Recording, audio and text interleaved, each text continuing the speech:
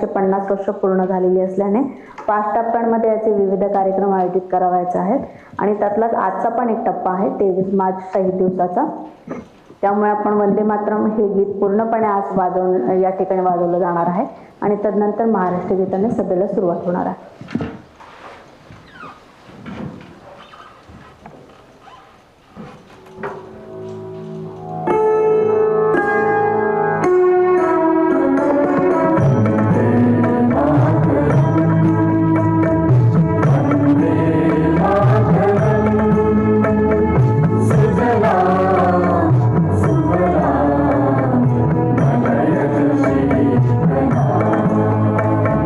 Shastra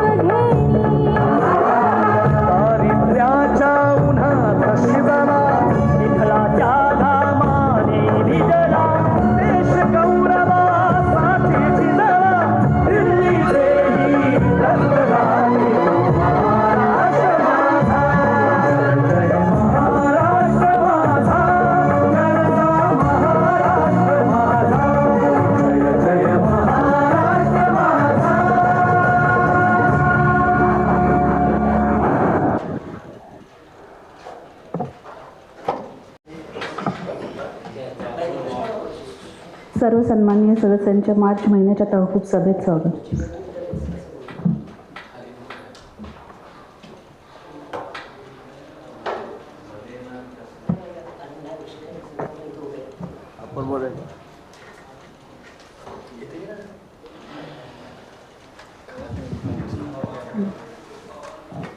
सन्माननीय सदस्या शिल्पा राजेश ठाकूर यांच्या रजेचा अर्ज मंजूर करण्यात आला.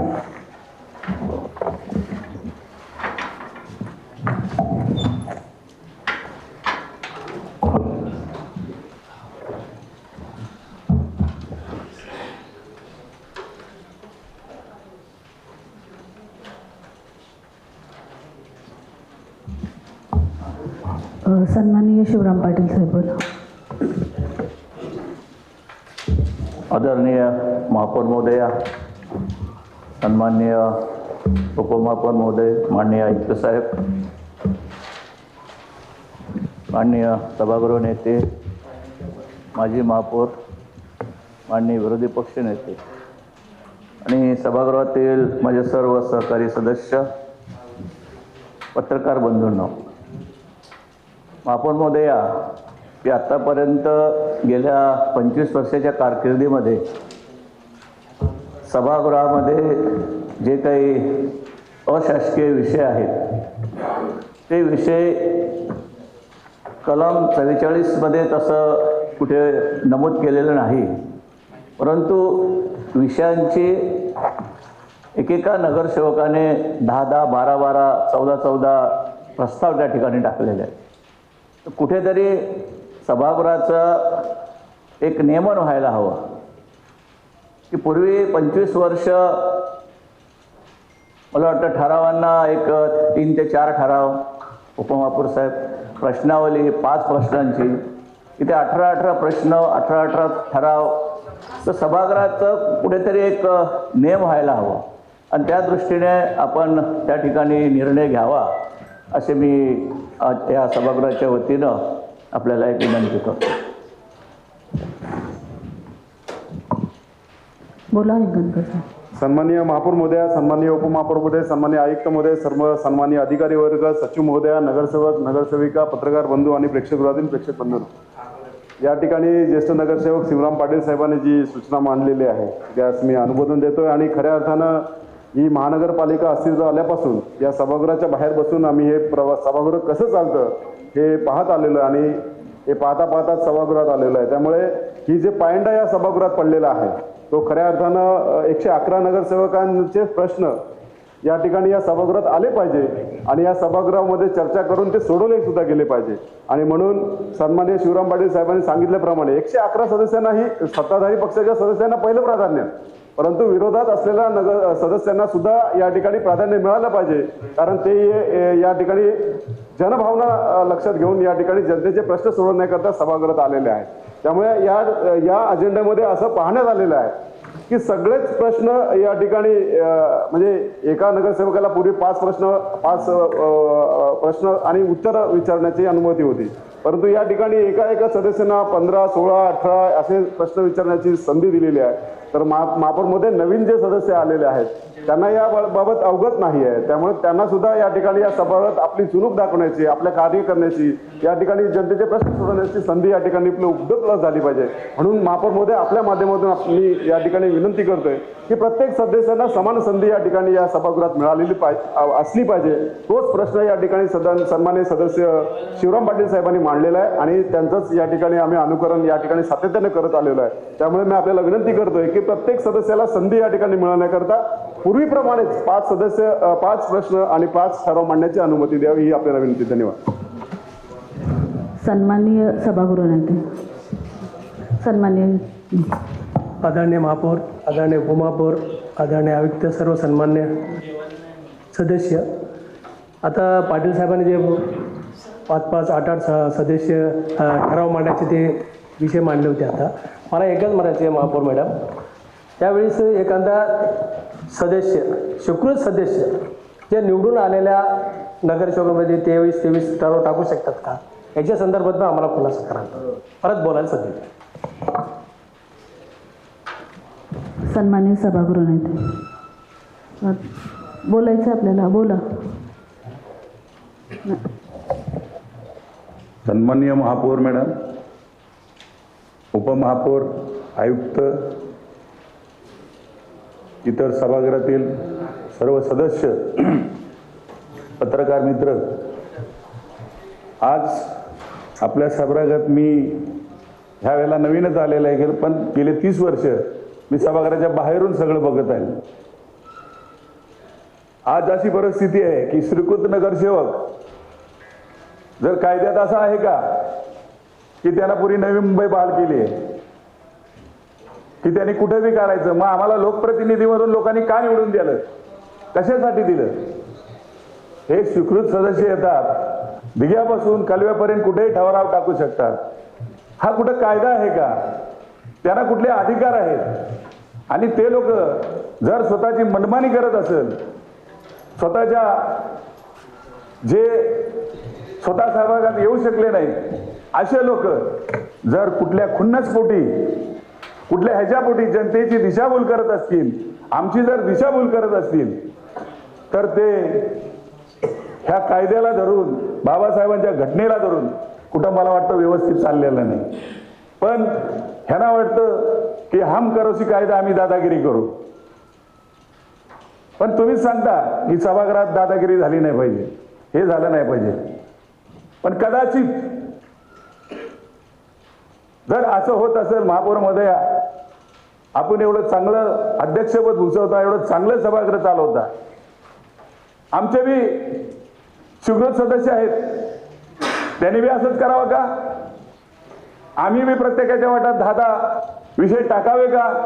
मग ज्या लोकप्रतिनिधीला लोकांनी निवडून दिले ते कशासाठी दिले? तर महापौर महोदया, आपण ह्याच्यावर कायद्याच्या चौकटीत बसून जो सर्वांना न्याय देतात तोच आम्हाला द्याल अशी मला अपेक्षा आहे. सरोज पाटील मॅडम, बोला. सन्माननीय महापौर महोदया, सन्माननीय उपमहापौर महोदय, सन्माननीय आयुक्त महोदय, सन्माननीय सभागृह नेते. अगोंडे साहेब, आपला माईक बंद करा, आपण बोलताय ते सगळ्यांना ऐकू येत आहे.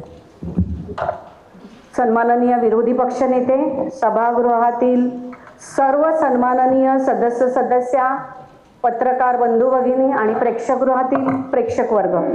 आत्ताच सन्माननीय सदस्य शिवराम पाटील साहेबांनी जो मुद्दा उपस्थित केलेला आहे, सन्माननीय महापौर महोदया, आपण देखील 2 टर्म झालेले आहेत, आता माझी पण 3 टर्म झालेले आहे. त्यावेळेस आपल्याला एक नोटीस यायची आयुक्तांची. आता आपण आपल्याला प्रश्नाचं आयुक्त उत्तर देतील का, त्यावेळी सन्माननीय आयुक्त किंवा सचिवच्या विभागातून आपल्याला एक नोटीस यायची की आपण त्याच्यामध्ये आपण 3 ठराव आणि 5 प्रश्न मांडायचे असतात. पण ह्यावेळेस आपल्याला अशी कुठेही नोटीस दिलेली नाही. मागच्या वेळेस पण मी तो प्रश्न उपस्थित केलेला होता. आता सर्व सन्माननीय सदस्यांनी आपल्या भावना व्यक्त केल्या आहेत. जो तो 13 ठराव, प्रश्न, आपली मनमानी चालू आहे. मग हे कुठेतरी उचित नाही आहे. सन्माननीय महापौर महोदय, आपल्या माध्यमातून मी सचिव विभागाला, आयुक्त महोदयांनी सांगू इच्छिते की तशी कुठेतरी महिन्याअखेर ज्यावेळेस आपला अजेंडा येतो त्यावेळेस तशी नोटीस देण्यात यावी. धन्यवाद. सन्माननीय सभागृह नेते, बोला. सन्माननीय सभाध्यक्ष महोदय, या ठिकाणी सभा सुरू होण्याच्या आधी आपल्या ऑर्डरविषयी, म्हणजे सभेचं कामकाजाविषयी सदस्यांनी काही शंका उपस्थित केलेल्या आहेत. मी शिवराम पाटील साहेबांनी जी मांडलेली जी काही शंका आहे त्याच्याशी मी सहमत आहे की अशा प्रकारे 14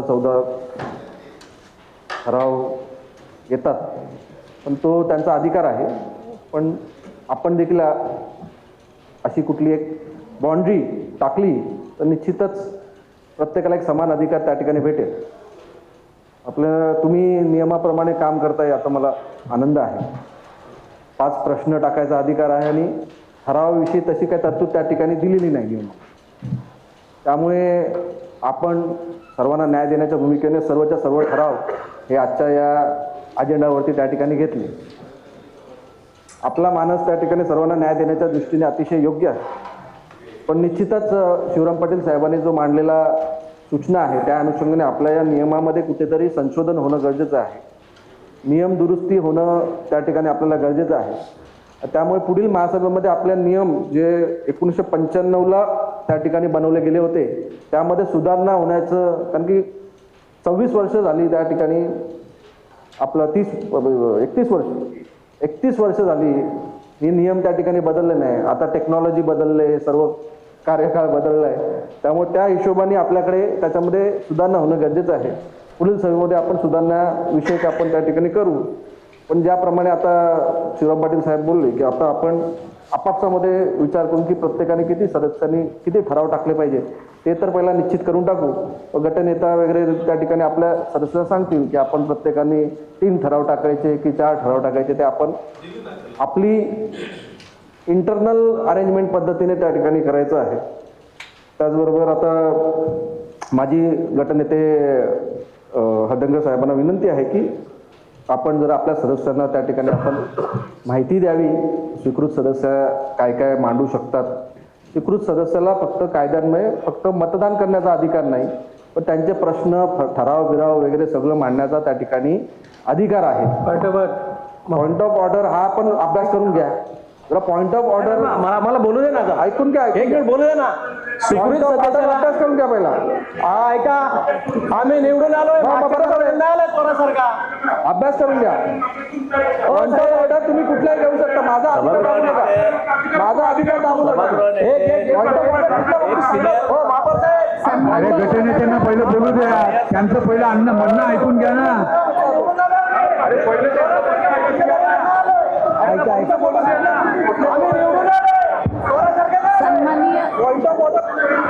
सन्माननीय सर्व सदस्य, सन्माननीय सर्व सदस्य आपण बसा. सन्माननीय सर्व सदस्यांना विनंती आहे आपण बसून घ्या.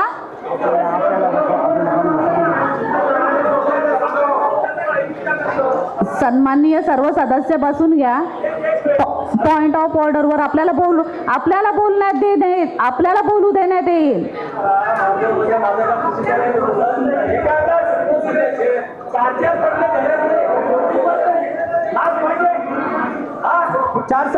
सन्माननीय सदस्य आपण शब्द वापरताय. आमच्या वाड्यात तो ठराव टाकतोय. सन्माननीय सदस्य आपण पॉइंट ऑफ ऑर्डर घेऊ शकता. मी काही त्या दिवशी बोलली की कुठल्याही सदस्याला वैयक्तिक आपण बोलू शकत नाही. कोणाची लाज आपण या सभागृहात काढू शकत नाही. आपण जे शब्द वापरताय ते मागे घ्या.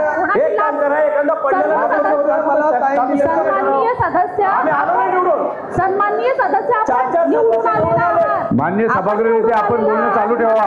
एखाद्या व्यक्तीची परस्पर आपल्याला लाभ काढण्याचा काही अधिकार नाही. आपण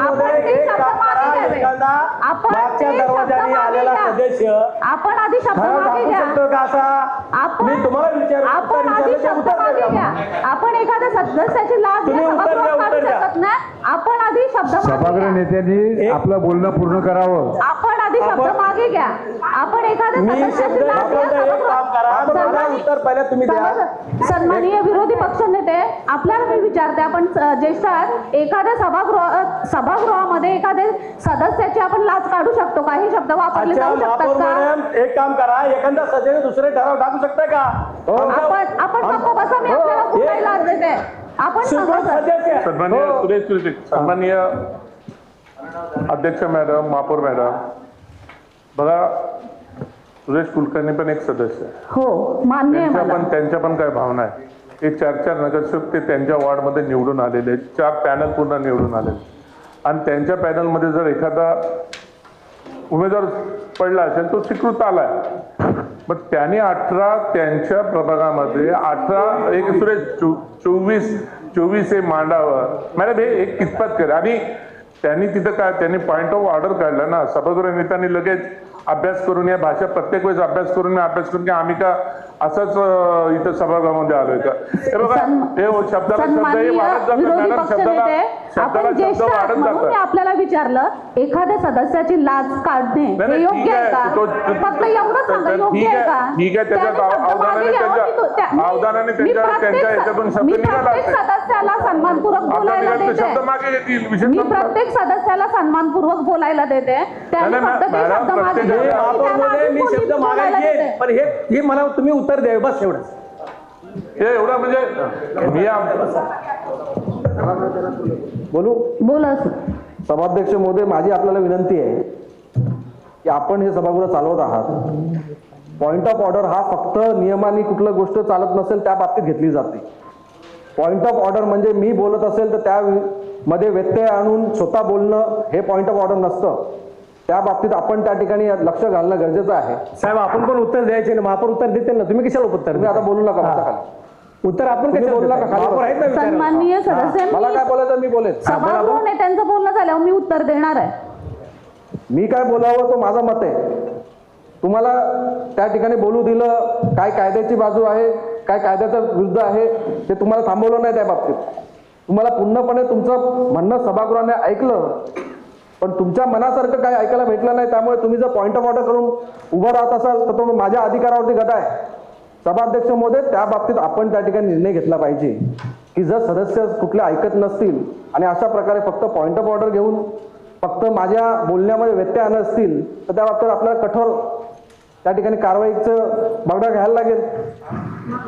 त्या माझी विनंती आहे त्या बाबतीत की त्या ठिकाणी म्हणजे काय मी कारवाईचं घ्यायला लागेल म्हणजे काय? कारवाईचं घ्यायला म्हणजे आम्ही निवडून आलेलो नाही का? कारवाईचं घ्यायला लागेल म्हणजे काय? कारवाई मांडायला आम्हाला अधिकार नाही का? सन्माननीय सदस्य, या पॉईंटनी बोलतो, या पॉईंटनी बोलतो असं नाही. सन्माननीय सदस्य, या गोष्टी त्यांना पण लागू होत आहेत. जेव्हा आपण बोलत असाल, जेव्हा आपण बोलत असाल तेव्हा तेही असं point of order घेऊ शकत नाही. त्याच्या हक्कावरती गदा आली म्हणून तो बोलतोय. ते दोन्ही सदस्य बोलतायत. तुम्ही त्यांच्या हक्कावरती गदा आणताय. याचं उत्तर मी देते आपल्याला. याचं उत्तर मी आपल्याला असं देते. नाही मॅडम, सभागृह चालत दोन्हीकडनं बॅलन्सिंग घेऊन झाला. त्याच्या हक्कावरती गदा येते तर तो बोलला नाही तर तो कोण काय बोलेल? आता ते बोलताना जर म्हणजे तेही तुम्ही सभागृहात सर्व सदस्य जे आमच्या विरोधात जे पडलेले आहेत त्यांचे पण तुम्ही मागून घ्या. आम्ही फक्त येतो आणि जातो आणि सह्या करतो आणि आम्ही जातो, हीच परिस्थिती होणार. सन्माननीय सदस्य, आपण बसा. बोला सभागृह नेते. विरोधी पक्षनेते उठतात, बोलतात. सुरेश कुलकर्णी जी बोलले, आम्ही काय बोललो नाही. आगोंडे साहेब बोलले, आम्ही काय बोललो नाही. सरोज ताई बोलल्या, आम्ही काय बोललो नाही. तुम्ही बोलले, शिवराम पाटीलजी बोलले, आम्ही काय बोललो नाही. संपूर्ण बोलू दिलं, सभागृहाने ऐकलं. आम्ही जेव्हा बोलतो तेव्हा तुम्हाला काय आवडत नाही? आम्ही त्या ठिकाणी संपूर्ण नियम वगैरे त्या ठिकाणी उल्लेख करून बोलतो. आता काय तुम्ही बोलाल की हा देश नियमाशिवाय चालला पाहिजे, कायद्याशिवाय चालला पाहिजे. तर कायदे असतात, त्यामुळेच तर ही सिस्टीम चालते. सभाध्यक्ष महोदय, या सर्व सिस्टीमला, देशाला ऑर्डर येण्यासाठी त्या ठिकाणी लॉ अँड ऑर्डर आहे आणि या सभागृहाला ऑर्डर येण्यासाठी देखील त्या ठिकाणी आपली नियमावली आहे. माझा अधिकार बोलण्याचा आहे. तुम्ही त्या ठिकाणी पॉइंट ऑफ ऑर्डर घेऊन जर माझा बोलण्याचा अधिकार हिसकावून घेत असेल तर माझ्यावर अन्याय आहे. त्यामुळे तुम्हाला जसा बोलण्याचा अधिकार आहे तसा मला देखील बोलण्याचा अधिकार आहे. मी किती वेळा तुमच्यावरती तुमच्या बोलण्यामध्ये टोकतो आणि तुम्ही किती वेळा माझ्या बोलण्यावरती टाकता त्याची नोंद तुम्ही सगळ्यांनी घेतली पाहिजे. या ठिकाणी मी एक वेळ सहन करेल, दुसऱ्यांदा सहन करेल, पण अनेक वेळा जर होत असेल तर माझ्या बोलण्याच्या अधिकारावरती तो गदा आहे. सभाध्यक्षमध्ये तुम्ही मला बोलायला दिलं, मी तुमच्याकडे मागणी करेन की माझ्या बोलण्याच्या याच्यामध्ये मला व्यत्यय त्या ठिकाणी येत आहे. आज या ठिकाणी एखाद्या सदस्याच्या अधिकाराविषयी चर्चा त्या ठिकाणी सुरू झाली. सभागृहाला माझं सांगणं आहे, काही सदस्य नवीन आहेत. आपण अशा प्रकारचे आक्षेप घेता की कुठलाही सदस्य कुठले ठराव टाकू शकत नाही. त्याला एका कायद्याची नियमाची जोड असणं गरजेचं आहे की या ठिकाणी या सदस्यांनी, कुठल्या सदस्यांनी या नियमाचं उल्लंघन त्या ठिकाणी केलेलं आहे किंवा हा हक्क तुमचा घेऊन टाकलेला आहे. मी आपल्या माध्यमातून सचिव महोदयांना पण त्या ठिकाणी विनंती करेन की स्वीकृत नगरसेवक काय करू शकत नाही या बाबतीत देखील स्पष्टीकरण त्यांनी द्यावं. मी आपल्या चर्चेच्या माध्यमातून ज्या काही शंका आहेत, तुमचं शंका असतील, कदाचित तुमच्यामध्ये वाचण्यात आलं नसेल, पण त्या ठिकाणी कोणाला अधिकार नाही, हक्क नाही की या भागामध्ये ठराव मांडण्याचा अधिकार हा फक्त निवडून आलेल्या सदस्यांचा आहे, तर मग स्वीकृत नगरसेवकांना घेतला कशासाठी? स्वीकृत नगरसेवक तर हात पण वरती कर, वोट पण देऊ शकत नाही. त्यांना त्यांची बाजू मांडण्यासाठी त्या ठिकाणी पाठवलेलं आहे. त्यामुळे मी अलदंगा साहेबांना म्हणालो की तुम्ही गटनेते आहात, तुमच्याकडे पण स्वीकृत नगरसेवक आहेत, तर तुम्ही देखील स्वीकृत नगरसेवकाचे अधिकार वगैरे त्या ठिकाणी वाचले असतील. त्या पद्धतीने कोणाचे अधिकार हा सभागृह गाळते. आता महापौरांनी केलं असतं तर प्रत्येकाचे 5-5च ठराव घेतले असते, पण प्रत्येकाला ठराव मांडायचे अधिकार आहेत म्हणून महापौर मॅडमनी त्या ठिकाणी सर्वच्या सर्व प्रस्ताव ठराव हे आपल्या अजेंडावर त्या ठिकाणी घेतले. त्यामुळे नियमाला धरून हे कामकाज त्या ठिकाणी होते, पण त्या पद्धतीने झालं पाहिजे, हा सभागृह चालला पाहिजे, गोंधळ नाही झाला पाहिजे, या दृष्टीने प्रत्येकाने आपण सर्वांनी त्या ठिकाणी प्रयत्न केले पाहिजे. आणि पण मी शिवराम पाटील साहेबांच्या म्हणण्याची सहमती दर्शवली की याप्रमाणे 20-20 ठराव मांडतात, त्या ठिकाणी कुठेतरी आपण बाउंड्री त्या ठिकाणी टाकू, नियमामध्ये संशोधन करू. तर कुठल्या बाबतीत जर मला बोलायचं आहे त्या बाबतीत तुम्ही मला फक्त पॉइंट ऑफ घेऊन अडवणं हे माझ्या अधिकारावरती गदा त्या ठिकाणी आहे. त्यामुळे सभाध्यक्ष महोदय, आपण या ठिकाणी सचिव मॅडमला स्पष्टोक्ती देऊ द्या की महापालिका सदस्याला अशा प्रकारचे म्हणजे स्वीकृत सदस्य की ठराव मांडता येत नाही, त्यांनी दाखवलं असतं आम्हाला तर इझी झालं असतं. असं स्वीकृत सदस्यांना अशा प्रकारचे ठराव टाकता येत नाही, त्यांनी दाखवलं असतं. आता म्हणजे आगोंडे साहेबांनी भारतरत्न डॉक्टर बाबासाहेब आंबेडकरांचं नाव घेतलं, त्यांनी जर सांगितलं असतं की कुठल्या कायद्यामध्ये स्वीकृत नगरसेवक घेऊ शकत नाही, तर आपल्याला देखील त्या ठिकाणी आम्ही आमच्या सदस्यांना सांगितलं असतं अरे पुढच्या वेळेसपासून तुम्ही ठराव टाकू नका. पण तशा प्रकारचं तुम्ही त्या ठिकाणी मांडायला पाहिजे होतं. तर महापौर महोदय, आपण या बाबतीत स्पष्टता देऊन पुढील कामकाज सुरू करा अशी विनंती पाहिजे.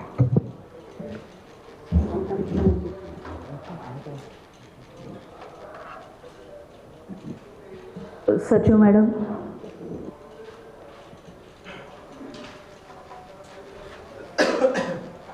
माननीय सभागृह, सन्माननीय महापौर मॅडम, प्रकरण 2 अन्वये स्वीकृत सदस्याची रचना महानगरपालिकेच्या रचनेअंतर्गत करण्यात आलेली आहे. यामध्ये किती स्वीकृत सदस्य घ्यावेत याबाबतची तरतूद करण्यात आलेली आहे. एकदा त्याकरिता जे नियम बनवण्यात आलेले आहेत त्या अनुषंगाने एकदा स्वीकृत सदस्य म्हणून निवडून आलेल्या सदस्याला इतर पालिका सदस्याप्रमाणे कामकाज करता येते, फक्त त्यांना मतदानाचा अधिकार असणार नाही अशी तरतूद दर्शवण्यात आलेली आहे.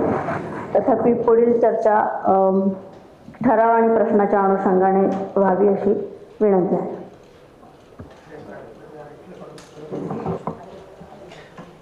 मॅडम, महापौर महोदय. सन्माननीय सदस्य, परवानगी तरी घ्या आपण बोलायची. हां, बोला. आता मॅडम बोलले बरोबर आहे. आज स्वीकृत सदस्याला ठराव मांडता येईल, पण जे निवडून आलेले आहेत त्या ठिकाणी ठराव मांडता येईल का, माझा हा प्रश्न आहे. आम्ही निवडून आलो त्या ठिकाणी, मग आमचे नगरसेवक काय करतील? ठराव मांडणार नाही तिथं? स्वीकृत सदस्यच मांडतील का?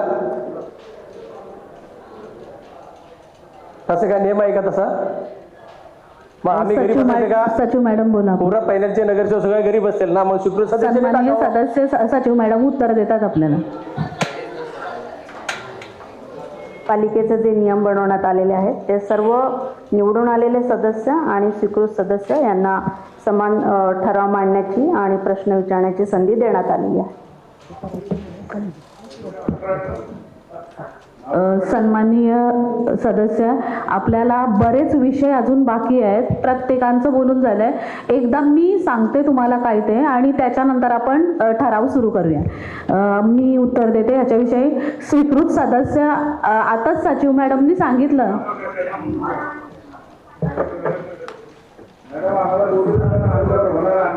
पण ह्या बोला पाटील साहेब. आदरणीय महापौर महोदया, सन्माननीय उपमहापौर महोदय, सचिव मॅडमने आता स्वीकृत सदस्यांबाबतीमध्ये जे निवेदन केलं की ते इतर नगरसेवकांप्रमाणे ठराव मांडू शकतात, काम करू शकतात, त्यांचं ते बरोबर आहे. परंतु स्वीकृत नगरसेवकांनी म्हणा किंवा अन्य नगरसेवकांनी महानगरपालिकेच्या हद्दीतल्या इतर ठिकाणी ठराव टाकणं हे उचित ठरेल का? उद्या मी वाशीतले ठराव टाकायचं ठरलं किंवा बेलापूरचे टाकायचे ठरलं तर असं होता कामा नये. उद्या स्वीकृतला असा फ्री हँड दिल्यानंतर स्वीकृत नगरसेवक दिघ्यापासून CBD पर्यंत ठराव टाकेल, मग त्याला कुठला अर्थ राहणार नाही आणि त्याच्यातनं निघणार काय? फक्त आउटपुट काय निघणार नाही. त्या एखाद्या नगरसेवकाच्या अधिकारावर गदाहंड्याचा प्रकार तो होणार आहे आणि त्यामुळं ते सुद्धा निश्चित होणं गरजेचं आहे की ज्या प्रभागातून किंवा ज्या एरियातून किंवा ज्या नोडलमधून आलेला आहे त्या नोडलपुरतं त्यांनी मर्यादित राहावं ना. असं नाही म्हणत त्यांनी त्यांचा अधिकार नाही आहे म्हणून, पण त्यांनी किती अधिकार गाजवावा, किती हातपाय पसरावेत अगदी दिघ्यापासून CBD पर्यंत असं होऊ नये. मॅडम माझी विनंती राहील की याच्या बाबतीमध्ये सचिव मॅडम आपण सुद्धा ह्या नियमावलीमध्ये कुठेतरी आपण त्या ठिकाणी नियम व्यवस्थित करावेत अशी माझी सभागृहाच्या वतीनं आपल्याला विनंती आहे. बोला गोंडे सर. सन्माननीय महापौर मॅडम, उपमहापौर, आयुक्त, इतर सभागृहातील सदस्य, माझे पत्रकार मित्रबंधू, आज एका स्वीकृत सदस्याने 24 ठराव टाकलेत मॅडम. 24. असे जर प्रत्येकाने 50-24 ठराव टाकले तर सभा 8 दिवस चालेल. मग ज्या विभागातून एक पॅनल निवडून आलाय त्याच्या कामावर गदा येत असेल की हे जाणून बुजून, आता कदाचित आमचं पाप असेल आम्ही निवडून आलो म्हणून आणि त्यांचं पाप असेल ते पडले म्हणून, पण याचा अर्थ नाही असा की आमच्या हक्कावर गदा आणणं. आम्ही कोर्टात सुद्धा जाऊ ह्याच्याबद्दल की कुणाला किती अधिकार आहेत, कुणाला किती अधिकार नाहीत. अहो विधानसभेत मॅडम, महापौर मॅडम, विधानसभेत, विधान परिषदेवर किती अधिकार आहेत ह्यांनी जाणून बुजून त्याच पॅनलमध्ये टाकावे. हा आपण एवढं चांगलं सभागृह चालतंय, आम्ही समाधानी आहे. आपल्या जे आपण आम्हाला वागणूक देतात त्याशी आम्ही सहमत आहे आणि खूप समाधानी आहे. ह्या गोष्टीसाठी जर प्रत्येक महासभेत ह्याने आम्हाला टोचायचं, याचा अर्थ आम्ही काय मेलेल्या आईचं दूध पिलं नाही, आम्ही 100 ठराव टाकू. तर आपण ह्याच्यासाठी कुठला तरी पर्याय करावा. ह्याच्या पुढं जर 20-24 ठराव आहेत मॅडम, जर असे टाकले तर शेवटी आम्हाला आमच्या पद्धतीने काम करावं लागेल. म्हणून आपणास विनंती आहे हात जोडून की जर कुणाच्या भावना दुखावत असतील, आम्हाला लोकांनी का निवडून दिलं, त्यांना का नाही दिलं, मग आमच्या हक्कावर तुम्ही गदा आणणार नाही असं मला वाटतंय. म्हणून आपण आपल्या पद्धतीनं कायद्याच्या सकोलीनं, आता सचिव मॅडमनी फक्त पुस्तक ओढलं आणि त्यांना एवढे अधिकार आहे, सखोल गेले नाहीत ते, त्यांना कुठले अधिकार आहेत, ते कसे आले पाहिजे तिथं, त्याचा कधी अभ्यास केला नाही. त्यांनी फक्त पुस्तक उडकलं, सांगितलं की हे लोक आले. म्हणून आपल्याला हात जोडून माझी विनंती आहे की ह्याच्यामध्ये हे जे 24 ठराव आले यांनी मिठाचा खडा टाकू नये. म्हणून आपला हात जोडून आपणास विनंती आहे, आपण ह्याच्यावर आम्हाला सविस्तर उत्तर द्यावं आणि परत असं होणार नाही याची आपण दक्षता घ्या. आम्हाला आदेश द्या, आम्ही त्याचं पालन करू. सन्माननीय हलदनकर साहेब. सन्माननीय महापौर महोदय, सन्माननीय उपमहापौर महोदय, सन्माननीय आयुक्त महोदय, सन्माननीय सचिव महोदय, सर्व सन्माननीय नगरसेवक, नगरसेविका, पत्रकार बंधू, प्रेक्षक गृहातील प्रेक्षक बंधू, खऱ्या अर्थानं स्वीकृत नगरसेवकांना काय अधिकार आहेत यावर खऱ्या अर्थानं विस्तृतपणे चर्चा होणं गरजेचं आहे.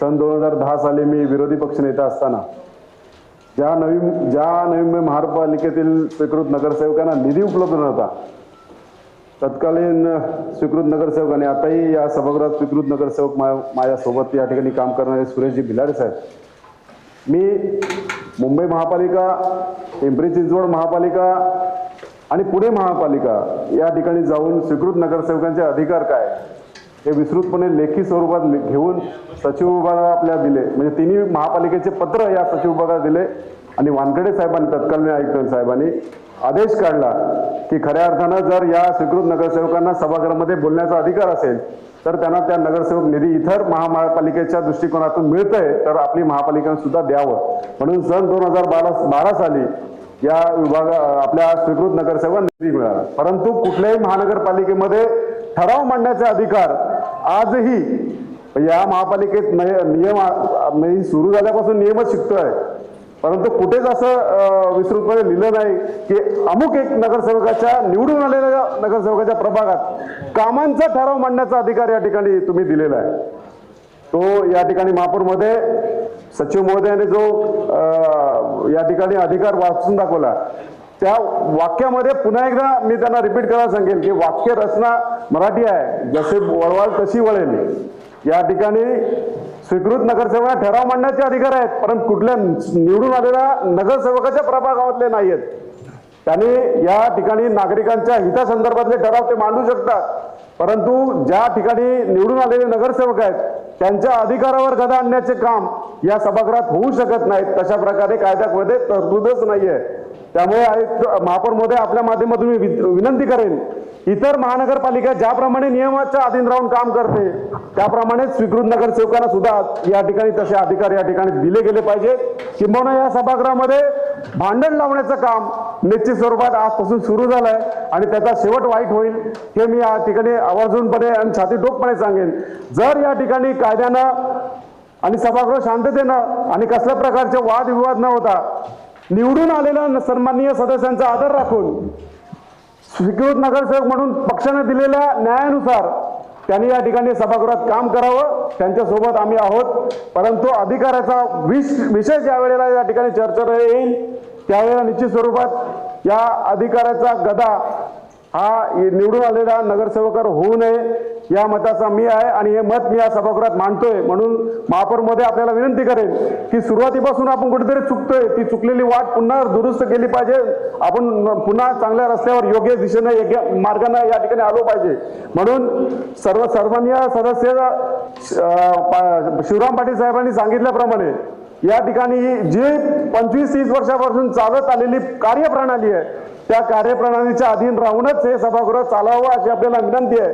मला या ठिकाणी आपल्या माध्यमातून विनंती करायची आहे, सचिव महोदय आपण जो प्रस्ताव जो नियम या ठिकाणी वाचून दाखवलेला आहे त्या विषयामध्ये गफलत आणि गल्लत या ठिकाणी आपण करू नका. स्वीकृत नगरसेवकांना जे अधिकार आहेत ते अधिकार त्यांना दिले गेले पाहिजेत, परंतु ते अधिकार देताना या ठिकाणी निवडून आलेल्या का नगरसेवकांच्या अधिकारावर सुद्धा गदा आणली गेली नाही पाहिजे. हे विनंती वजा आपल्याला या ठिकाणी मी आपल्याला विनंती करतोय महापौर महोदय आपल्या माध्यमातून आणि हा वाद या ठिकाणी संपवा अशी आपल्याला विनंती आहे. धन्यवाद. इथापी साहेब बोला. सन्माननीय महापौर महोदय, सन्माननीय उपमहापौर, सन्माननीय आयुक्त, सन्माननीय सभागृह नेते, सन्माननीय विरोधी पक्ष नेते, प्रेक्षकातील प्रेक्षक, त्याचप्रमाणे पत्रकार बंधू.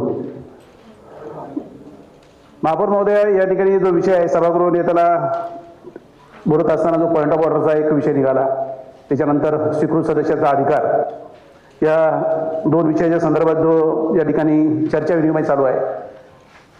महानगरपालिकेला स्थापन होऊन जवळजवळ या ठिकाणी आज 2026 साल आहे, त्याच्या आधीचे 9 वर्ष 35 वर्ष झाले, परंतु 31 वर्षापासून ही महानगरपालिका खऱ्या अर्थानं लोकप्रतिनिधीच्या माध्यमातून अस्तित्वात आली. आता सभागृह नेते आदरणीय सागरजी नाईक साहेब यांनी 1995ला जो आपण या ठिकाणी नियमावली तयार केली त्याला 31 वर्ष झालेले आहेत आणि 31 वर्षामध्ये या ठिकाणी भरपूर पाणी या ठिकाणी सभागृहाच्या खालून गेलेलं आहे, आपल्या नवी मुंबई महानगरपालिकेच्या खालून गेलेलं आहे. त्याच्यामध्ये सुधारणा करण्याची काहीतरी जरुरी आहे. पूर्वीच्या कालखंडामध्ये काय मोबाईल नव्हते, 95ला मोबाईल नव्हता, फेसबुक नव्हतं, तुमचं इंस्टाग्राम नव्हता, बाकीच्या गोष्टी नव्हत्या. आपल्याला त्या ठिकाणी टीव्हीचे महत्त्वाचे ठराविक चॅनल असायचे, त्याच्या माध्यमातून माहिती भेटायची. परंतु आता प्रगतीपथावरती असणाऱ्या 21व्या शतकामध्ये आज देश प्रगतीपथावरती आहे, राज्य प्रगतीपथावरती आहे, नवी मुंबई महानगरपालिका प्रगतीपथावरती आहे. 2005चे 1995 पासूनचे सदस्य आहेत, त्याच्यानंतर आम्ही 2005 पासून या सभागृहामध्ये आहे. परंतु या ठिकाणी चर्चा विनिमय घडत असताना अधिनियमाचा उल्लेख करत असताना नगरसचिवांनी सांगितलं की या ठिकाणी स्वीकृत सदस्याला त्या ठिकाणी मतदान करायचा अधिकार नाही, किंबहुना मला तर वाटतं निधी पण आपण त्या ठिकाणी त्यांना स्वीकृत सदस्याला दिलेला नाही. परंतु 111च्या 111 ठिकाणी या ठिकाणी सदस्य निवडून आलेले आहेत. स्वीकृत सदस्य ठराव कुठेतरी टाकणारच. पण त्याला मर्यादा असावी या गोष्टीचे आम्ही पण आहोत. नाही असं नाही, त्या ठिकाणी नवी मुंबई महानगरपालिकेच्या हिताच्या दृष्टिकोनातून त्यांनी ठराव टाकले पाहिजेत, ह्या देखील दृष्टिकोनातून आम्ही त्या ठिकाणी विचार करायला पाहिजे आणि निश्चित स्वरूपाने करणार आहोत. या ठिकाणी नाईक साहेबांनी घडवलेले कार्यकर्ते, या ठिकाणी बसवलेले लोकप्रतिनिधी आणि नवी मुंबईला आगळे आणि वेगळी दिशा देण्याचं काम खऱ्या अर्थानं नाईक साहेबांनी या 31 वर्षाच्या कालखंडामध्ये केलंय असं म्हटलं तरी वावगं ठरणार नाही. परंतु शिस्तही कुठेतरी असलीच पाहिजे. आज मी सभागृह नेता असताना किंवा जी.डी. सुतार साहेब सभागृह नेता असताना या ठिकाणी बरेचसे सदस्य आहेत. आज विजय चौगुले साहेबांसारखे सिनियर सदस्य आहेत, त्या ठिकाणी शिवराम पाटील साहेबांसारखे आहेत, त्या ठिकाणी सुरेश कुलकर्णी साहेबांसारखे आहेत किंवा या ठिकाणी पण भरपूर आहेत. जी.डी. सुतार साहेबांच्या बरोबरीनं सुधाकर सोनावणे जी आहेत, नेत्रा शिर्के मॅडम, अनेक सदस्य आहेत, शुभांगी पाटील आहेत, अनेक सदस्य आहेत. आम्ही काहीतरी या सभागृहातून शिकलो आहे. या सभागृहाची परंपरा जोपासण्याचं काम ज्या अर्थी लोक तुम्हाला वारंवार निवडून देतात, त्या अर्थी तुमच्या हातून काहीतरी चांगलं काम घडतंय म्हणून तुम्हाला निश्चित स्वरूपामध्ये या ठिकाणी पाठवलं जातं. परंतु या ठिकाणी मी जर बोलत असताना, मी जर या ठिकाणी कायद्याच्या आधारे या ठिकाणी जर बोलत असेल आणि कायद्याच्या आधारे बोलत असताना सारखं वारंवार कोणीतरी या ठिकाणी डिस्टर्ब करायचा प्रयत्न करत असेल, हे पण बरोबर नाही. मी जर काहीतरी चूक करत असेल, मी काहीतरी वेगळी दिशा देण्याचा प्रयत्न करत असेल किंवा सभागृहाचा अवमान करायचा प्रयत्न करत असेल की सदस्याच्या अवमानावरती कुठेतरी ठेवा ठेवण्याचा किंवा घाला घालण्याचा प्रयत्न जर करत असेल तर त्या ठिकाणी निश्चित स्वरूपामध्ये त्या ठिकाणी त्याला कोणती पॉईंट ऑफ ऑर्डर आणि पॉईंट ऑफ ऑर्डरला कोणता अधिकार आहे हे या ठिकाणी आपल्या माध्यमातून नगरसचिवांनी या ठिकाणी सांगितलं पाहिजे. मी जर कोणाचे वावाडे काढत असेल तर ठीक आहे, मी कोणाचा जर शिवीगाळ करत असेल तर ठीक आहे, अवकाशात जर म्हणत असेल तर ठीक आहे, कोणाचा बाप काढत असेल तर ठीक आहे, कोणी या ठिकाणी सांगत असेल की आम्ही आमच्या स्टाईलने या ठिकाणी चालू, ही स्टाईल सभागृहाची स्टाईल नाही. या ठिकाणी आदरयुक्त या ठिकाणी भाषा वापरली गेली पाहिजे, सुसंस्कृतीपणे या ठिकाणी भाषा वापरली पाहिजे. इतर शहरांच्या व्यतिरिक्त नवी मुंबई महानगरपालिका ज्या क्षेत्रामध्ये आहे त्या ठिकाणी काश्मीर टू कन्याकुमारीचे लोक राहतात. ही वेगळी नटलेली ढंगलेली अशी या ठिकाणची महानगरपालिका आहे. त्या ठिकाणी हुशार लोक आहेत, या ठिकाणी झोपडपट्टीतले लोक आहेत, या ठिकाणी LIG वाले लोक आहेत. परंतु हे करत असताना ज्या पद्धतीनं या ठिकाणी सांगण्यात आलेलं आहे की निवडून आलेल्या सदस्याच्या याच्यामध्ये या ठिकाणी स्वीकृत सदस्य ठराव मांडू शकत नाही, हे चुकीचं आहे. त्याला सगळीकडे अधिकार आहे, परंतु अधिकारावरती गदा घेणार नाही. ज्या पद्धतीनं मला वाटतं सरोज पाटील मॅडम या ठिकाणी सांगितलं की पूर्वी नगरपालिका नगरसचिवांचे या ठिकाणी आपल्याला प्रस्ताव टाकण्यासाठी या ठिकाणी तुम्ही 3 ठराव आणि 5 प्रश्न या ठिकाणी आपण कळवावे, आम्हाला 7 दिवसाच्या आत कळावे असं पत्र यायचं. परंतु त्याच्यामध्ये या ठिकाणी नियमामध्ये असं कुठेही म्हटलेलं नाही की ठराव 3च आले पाहिजेत. परंतु या ठिकाणी तुम्ही आम्ही या ठिकाणी एकत्र येऊन 31 वर्षानंतर सभागृह खऱ्या अर्थाने व्यवस्थित चालवायचं असेल तर सभागृहाने ते आमचे अधिनियम असेल, कलम असेल किंवा या ठिकाणी नाईक साहेबांनी शिकवण असेल, ही आमच्यावरती त्या ठिकाणी संस्कार घडवण्याची भूमिका असतात, त्या पद्धतीने चालतात. पण ते कधी मला कोणाला मध्ये टोकण्याचा प्रयत्न करत नाहीत, कधी कोणत्या गोष्टीवरती घाला घालायचा प्रयत्न करत नाही. माझी या सभागृहाच्या माध्यमातून विरोधी पक्षनेते असतील, गटनेते असतील किंवा जे सिनियर असतील त्यांना विचारून आपली पहिली जी परंपरा आहे 3 ठराव टाकण्याची किंवा तुम्हाला अधिकार देण्याची किंवा कोणत्या घडामोडी करण्याची, हे तुम्ही ठरवा ना. विचारांची देवाणघेवाण करण्याचा जर आपण या ठिकाणी खऱ्या अर्थानं जर प्रयत्न केला तर ज्येष्ठ सदस्य बरेच बसलेले आहेत, यापुढे त्या ठिकाणी काही कोणती घटना घडणार नाही, त्या पद्धतीनं आपण या ठिकाणी करावं. आणि ज्या पद्धतीनं ठीक आहे, प्रत्येकाला अधिकार आहे, प्रत्येकाला निवडून दिलेलं आहे लोकांनी, प्रत्येकाला कोणाला 3 मतांनी दिला असेल तर कोणाला 10,000 मतांनी निवडून आलेले असतील, पण अधिकार एकाही मताने निवडून आलेला सारखाच आहे.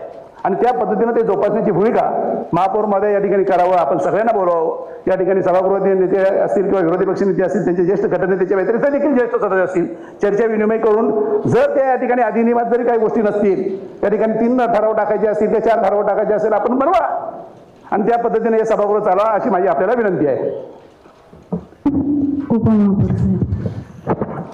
सन्माननीय अध्यक्ष महोदय,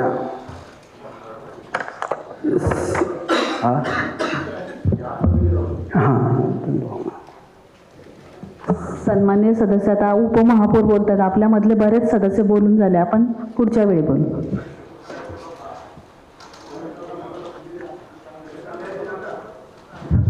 तर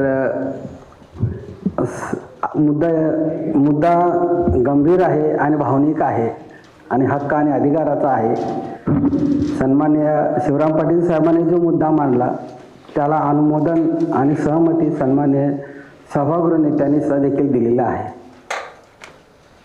म्हणजे लेफ्ट आणि राईट दोघांचं म्हणणं वास्तविकतेच आलं. की बाबा कुठेतरी सीमा असली पाहिजे, बाउंड्री असली पाहिजे, असं मत त्या ठिकाणी सर्वांचंच आलेलं आहे. आणि इथे एक मत मात्र नक्की झालेलं आहे की बाबा त्याला बांधन घालपुढे निश्चित करा, तर कोणी किती टाकायचे. कारण पूर्वी 3 असायचे, 32, 36 असे 36 व्हायचे ठराव. आता काही त्याने पूर्ण जाहीरनामा जो आहे ना इलेक्शन अख्खा जाहीरनामा टाकून दिला आहे. आता एका वर्षात ते होणार आहेत का? आपली तिजोरी आहे का ठिकाणावर? ती तिजोरी तरी ठिकाणावर असली पाहिजे. देखो आता इथं आपण बोलणार का तिजोरी कोणी कोणी कशी कशी नेली, आलं का त्यानं?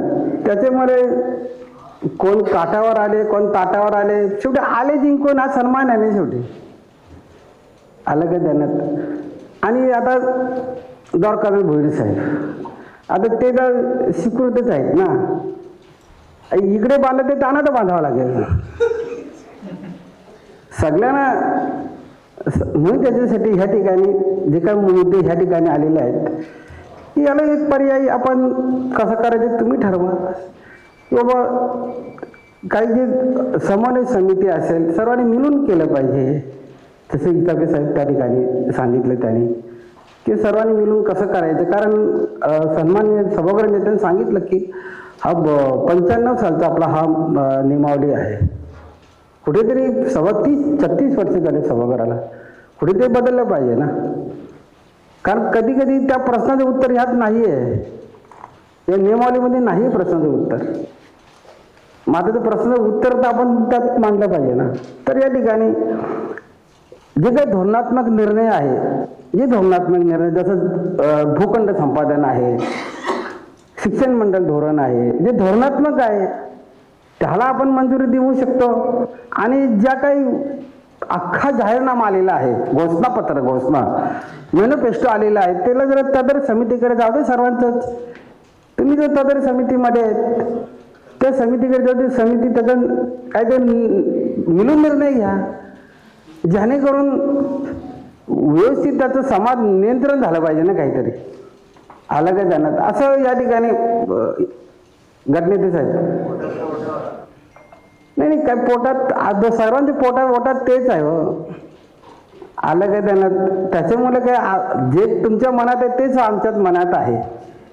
अरे पण ती सभागृहात आल्यानंतर ते ओटात येतं ना. ते मी हळदणकर साहेबांना मी फोन केला होता बाबा या बसा म्हणून, पण ते पण 11 थोडं झाल्यामुळे ते बोलले की आता कसं करायचं, द्वारकानाथ भोईरला सांगतो.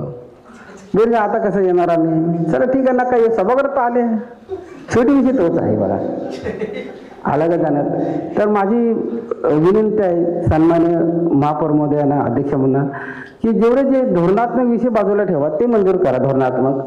आणि जे नगरसेवकांचे जे ठराव आहेत, जो जाहीरनामा असेल तर जे काय असेल ते तदर समितीकडे पाठवावं, जेणेकरून आपल्याला त्याची चिकित्सा करता येईल आणि त्याची नियमावली बनवता येतात, असं मला या ठिकाणी वाटतं.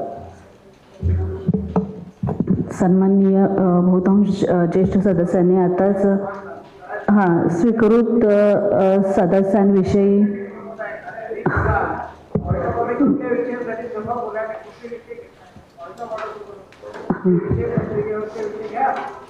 सन्माननीय सर्व सदस्यांनी आताच आपल्या भावना व्यक्त केल्या.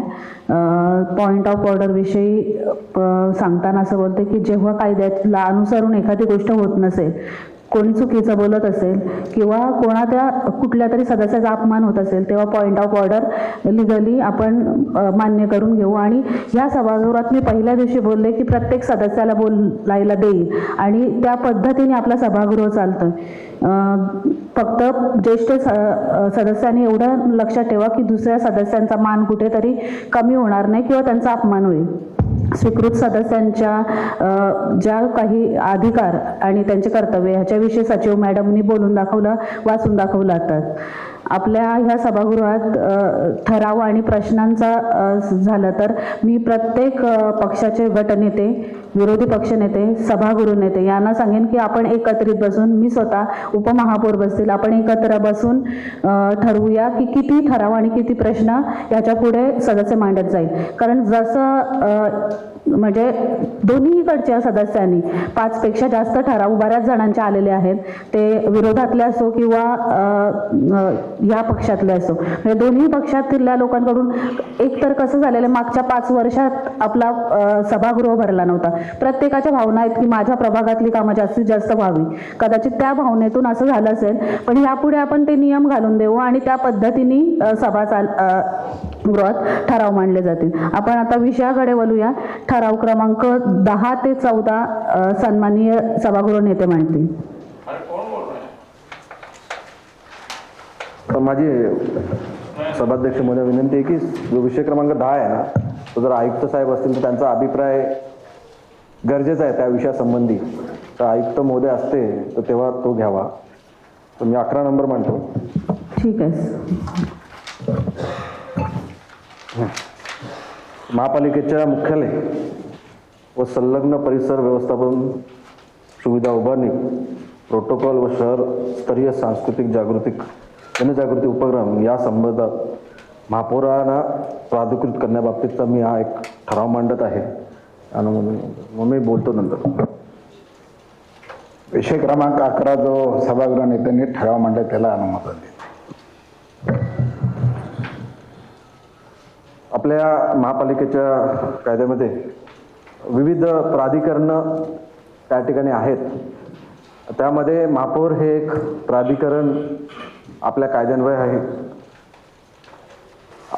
अनेक वेळा लक्षात आलेलं आहे की अनेक सूक्ष्म पद्धतीच्या गोष्टी आहेत त्या वारंवार महापालिकेकडे आल्या तर त्याला विलंब त्या ठिकाणी जाऊ शकतो. त्या गोष्टीवरती शीघ्र स्वरूपामध्ये निर्णय होणं गरजेचं आहे.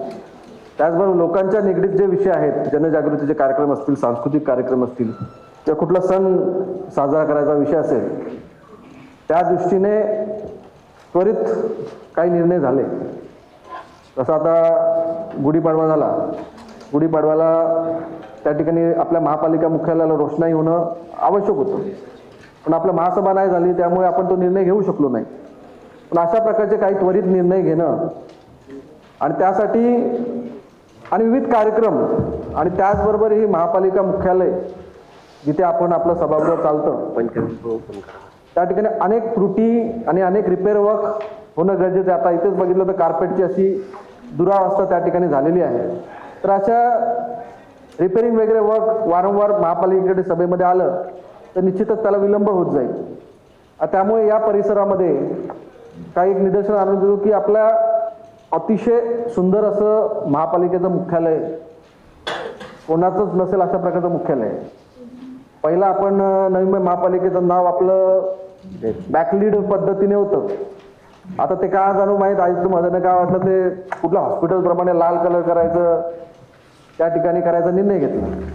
पण त्या संबंधी ते बॅकलीड होतं, आधुनिक पद्धतीचं होतं, शोभेचं होतं. तसा निर्णय घेण्याचा पुन्हा महापालिकेत येणं ती प्रक्रिया आहे. त्या ठिकाणी महापौरांनी या बाबतीत निर्णय घेतला, त्यासाठी आपण सर्वांनी प्राधिकृत केलं तर शीघ्र पद्धतीने त्यावर आपली जी लाईट व्यवस्था आहे किंवा माईक व्यवस्था, ही माईकचा बूम जो आहे तो अतिशय शॉर्ट आहे. तर आपल्याला कधी कधी वाकून बोलायला लागतं किंवा त्याचा आवाजच त्या ठिकाणी येत नाही. किंवा आपला जो इकडची जी प्रणाली आहे, जी कॅमेराची प्रणाली आहे, आता टी व्हीवरून शूटिंग त्या ठिकाणी आपले पत्रकार महोदय करतात किंवा आपल्या टी व्हीवरून न करता आपला जो फीड आहे सभागृहाचा तो डायरेक्ट त्यांना भेटावा या संबंधीचे निर्णय असू दे. त्याचबरोबर या ठिकाणी पत्रकारांना ज्या काय सुविधा असतील, कुठल्या आपल्या सदस्यांना त्या पदाधिकाऱ्यांना काय सुविधा असतील. आता ही लाईट आपल्या डोमवरती पहिला जेव्हा आपण सुरू केला होता तेव्हा एक वॉर्म व्हाईट पद्धतीचा डोमची लाईटची ॲस्थेटिक होता. आता त्या ठिकाणी एक सफेद, एक पिवळा, एक सफेद, एक पिवळा अशा प्रकारचं त्या ठिकाणी निर्णय त्या ठिकाणी घेतले. पण असे छोटे छोटे निर्णय जर महापालिकेपुढे आलं तर निश्चितच विलंब होईल.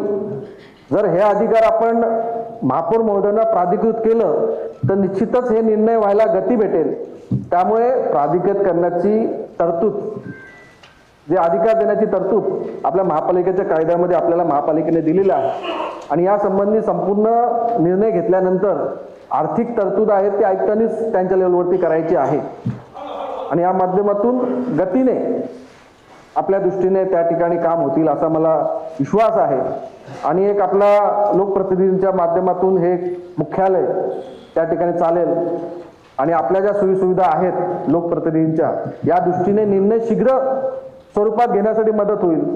आता आपण एक चांगला निर्णय घेतला की आपल्या नगरसेवकांचं जेवण हे नॉलेज सेंटरमध्ये त्या ठिकाणी व्हायला लागलं. तर अशा प्रकारचे विविध छोटे मोठे निर्णय आणि त्याचबरोबर आता जे हेड ऑफिसच्या समोर एक बॅनर्स लावले जातात फक्त एवढं चांगलं हेड ऑफिस आणि एक फ्लेक्सचं बॅनर त्या ठिकाणी आपल्याला जसं एंटर मारतो फ्लेक्स त्या ठिकाणी दिसतं. तर अशा प्रकारचा निर्णय घेण्याचं प्राधिकरण हे आपल्याला देण्याच्या दृष्टीने मी सभागृहापुढे विनंती करतो की अशा दृष्टीने प्राधिकरण गेलं तर एक चांगलं असं हेड ऑफिस त्याचबरोबर आजूबाजूचा परिसर हे चांगल्या होण्याच्या दृष्टीने मदत होईल.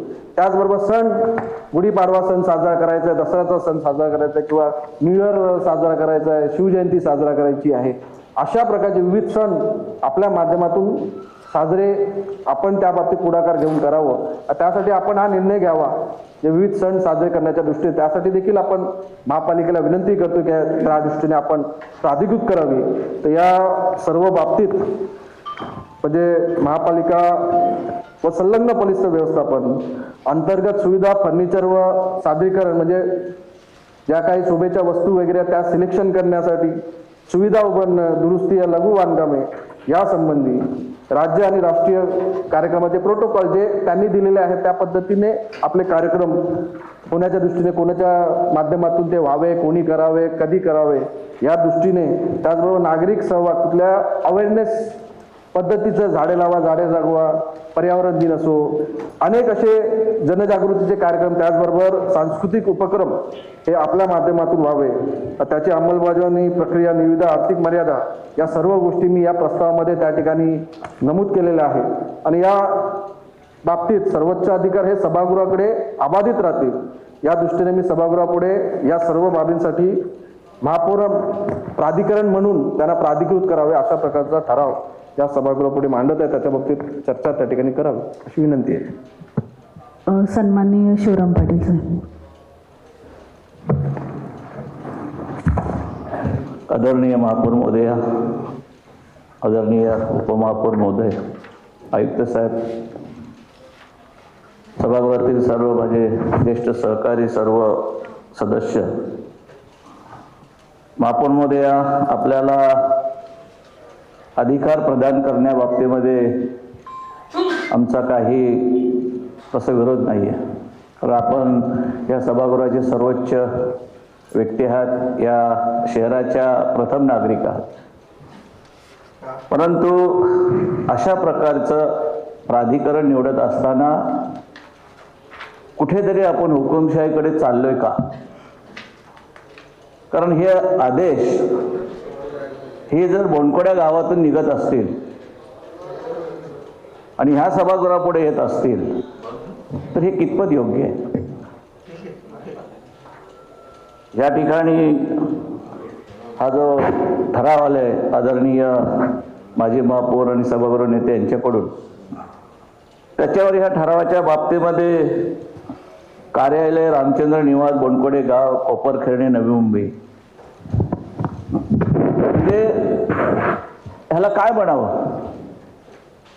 महापौर महोदया, माझी विनंती राहील की सभागृहांची खुर्ची माननीय आयुक्तांची खुर्ची हटवा आणि त्या ठिकाणी आणा. इतकंच या ठिकाणी बाकी राहिलेलं आहे. जर बरोबर आहे जेडी साहेब, माझ्याकडं लेखी आहे सभागृहात कुठून आला म्हणून. असं कसं असू शकतो? हे महापालिकेचं लेटर हे पत्र आहे. महापालिकेच्या पत्रावर सुरेश पाटील साहेब, महापालिकेच्या पत्रावर बनकोड्याचा ऍड्रेस आलेला आहे. सचिवांनी या ठिकाणी निवेदन करावं. हे तुमच्याकडून आलंय की कोणाकडून आलंय? तुमच्याकडून आम्हाला येण्याची आवश्यकता नाही, परंतु कुठेतरी सभागृह उपमहापौर साहेब त्यांची खुर्ची तिथे ठेवा. आयुक्तांची काय आवश्यकता नाही या सभागृहाला किंवा महानगरपालिकेला.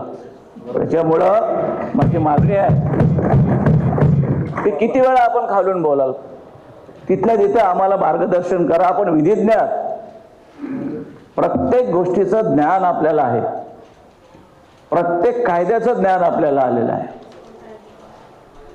बाजूला बसलेले गप्पा आहेत, त्याच्या बाजूला बसलेले गप्पा आहेत, त्याच्या बाजूला बसलेले गप्पा आहेत. त्यांनी 25 वर्ष सभागृहात फक्त पोळ्या लाटल्या नाहीत. जडी साहेब, I do respect you. Sonawane साहेब, तुम्हाला सुद्धा रिस्पेक्ट. नेत्रा मॅडम, तुम्ही सुद्धा अभ्यासू आहे. परंतु कुठे चाललोय आपण? कुठेतरी हुकुमशाहीकडे चाललोय. महापौर महोदया, तुम्हाला अधिकार प्रदान करण्याला आमचा विरोध नाही, परंतु कुणीतरी सांगतोय बघा, आमच्या आयुष्यामध्ये अशा काही लोकांकडून आमच्या डोळ्यात पाणी आलंय, उद्या तुमच्या डोळ्यात पाणी यायची वेळ येईल, हे मी भाकीत सांगतो. तुम्ही तुमचं काय पिताबे साहेब, तुम्ही धडधडा रडलात. सन्मान्य सदस्य, विषयावरच बोलतोय मी, विषयावरच बोलतोय. विषय नाहीये, विषय महापौरांना, तुमचं काम चांगलं चाललेलं आहे, तुम्ही सर्वांना घेऊन चाललेला आहात. कुठेतरी मी सूचना करतोय की अशा पद्धतीनं हुकुमशाहीकडे चाललेली वाटचाल ही या ठिकाणी होऊ देऊ नका. आपण अभ्यास आहात, आपला अभ्यास आहे, आणि वाटलं नव्हतं तुम्ही सभागृह असं चालवू शकाल, पण चालवताय. सभागृहाची गरिमा तुम्ही बाळगताय. इथे अनेक महापौर आहेत. सुधाकर सोनवणे यांनी सभागृह चालवलं आहे, जेडी साहेबांनी सभागृह चालवलं, जेडी साहेबांनी स्टँडिंग चालवलेले आहे. गरिमा का असते? गरिमा ती सभागृहाची राहिली पाहिजे. मी संजू नायकांचं नाव घेईन की त्यावेळेचा सभागृहाला एक असं स्टँडर्ड होता की सभागृह वाटायचं. त्या पद्धतीनं आपण सभागृहाविषयी चुकीचं बोलताय. स्वीकृत नगरसेविका, आपण वकील आहात, मी बोलतोय, तुम्हाला काय होतोय? मी तुमचा रिस्पेक्ट करतोय, तुमचा आदर करतोय. गवते मॅडम, मी तुमचा खूप आदर करतो. काय काय काय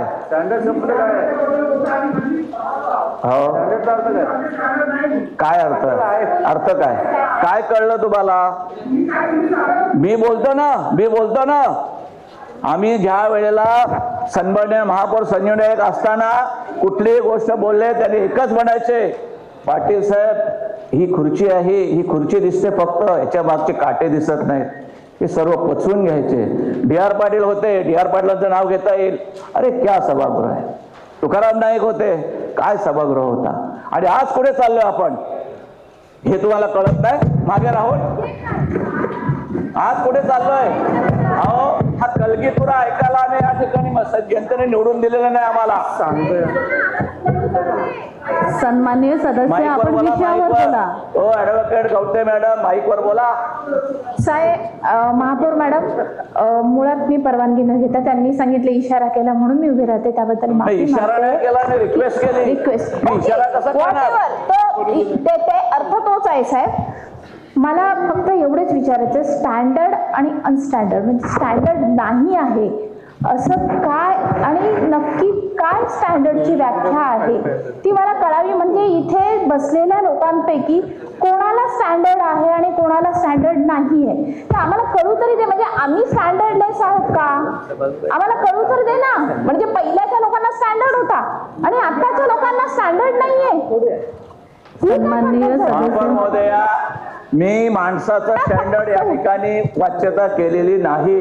सन्माननीय सदस्य, सभागृहाविषयी बोलताय आणि हा सभागृह या सदस्यांनी बनलेला आहे. मग जर आपण सगळे या सभागृहाचं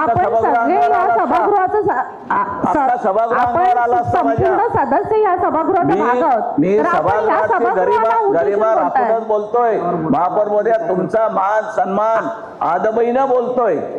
आपल्याला ज्या विषयावर आक्षेप आहे तेवढंच बोला. एकच व्यक्ती सभागृह चालवतो, हे कधी 25 वर्षात घडलं नाही.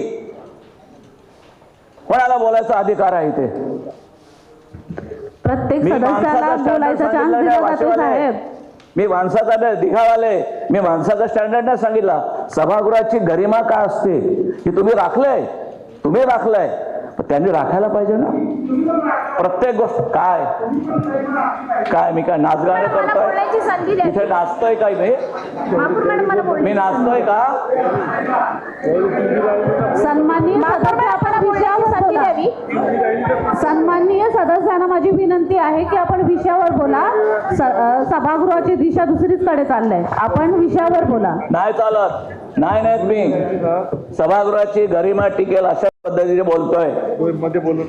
जर तुमच्या महापालिकेच्या लेटरहॅडवर हा ऍड्रेस आला नसता तर मी बोललो नसतो. हे ऑब्जेक्शन सारखी गोष्ट नाहीये. आक्षेपावर बोला फक्त, अवांतर भाषण नको. जो आक्षेप आहे त्याच्यावरच बोला. आणि बोलू द्या, वाशीवाले बोला. माझा आक्षेप असा आहे की हे सभागृह कुठेतरी हुकुमशाहीकडे चाललेलं आहे. कुठेतरी सभागृहाला कुणीतरी वेटीस धरतोय हे दिसतोय. पत्रकार पाहतात या ठिकाणी. सन्माननीय सदस्य, आपण जेव्हा मी बोलत नाही, आपण ज्येष्ठ, मला फक्त हा धोका तुम्हाला मी सांगतोय. आपण ज्येष्ठ आहात माझ्यापेक्षा, मला फक्त एका प्रश्नाचं उत्तर द्या. माझं अज्ञान आहे ते, जेव्हा आपण ठराव किंवा आपले प्रश्न मांडतो तेव्हा असं प्लेन पेपरवर देतो की आपल्या लेटर हेडवर देतो? म्हणजे त्यांच्या लेटर आम्हाला देण्याची आवश्यकता नाही. आपण लेटर हेडवर देतो, बरोबर आहे. आणि ते सचिवालयाकडून प्रिंट करण्यात येतं. त्यांनी निवेदन करावं. आला असेल आम्हाला काय प्रॉब्लेम नाही. थांबाल तर ते निवेदन करतील ना, आम्हाला काय प्रॉब्लेम नाही. तुम्ही थांबाल सचिव मॅडम, आपण बोला याच्याविषयी. माहिती ते मिळते. भरतराव, मग त्याच्यासाठी एवढं बोलायची काय गरज आहे? भरतराव महापौर साहेब सचिव मॅडमला सांगा. 15 वर्ष गप्प बस. सचिव मॅडम, आपण उत्तर द्या याचं. मी माझ्या जागेवर एकदम योग्य ठिकाणी आहे. सन्माननीय महापौर मॅडम, सन्माननीय उपमहापौर, सन्माननीय सभागृह, मी बसतो खाली निवेदन केल्यावर. हो, मी सचिव कार्यालयाच्या वतीने निवेदन करते आहे. 3 ठरावांच्या मध्ये पत्ता जो आहे तो जो सन्माननीय सदस्यांनी जो ठराव मांडलेला आहे तो आमच्या संबंधित लिपिकाकडनं तो त्या ठिकाणी प्रिंट झालेला आहे. कारण त्यांचा ठराव खाली ठेवलेला होता आणि त्यांची ठरावाची प्रत खाली ठेवलेली होती आणि त्यानंतर आम्ही जे निवेदन तयार केलेलं होतं ते ठेवण्यात आलेलं होतं. पण तो पत्ता त्या ठिकाणी हा लिपिकांकडनं चुकीने आलेला आहे. त्याच्यावर मी सचिव कार्यालयाकडनं दिलगिरी व्यक्त करते.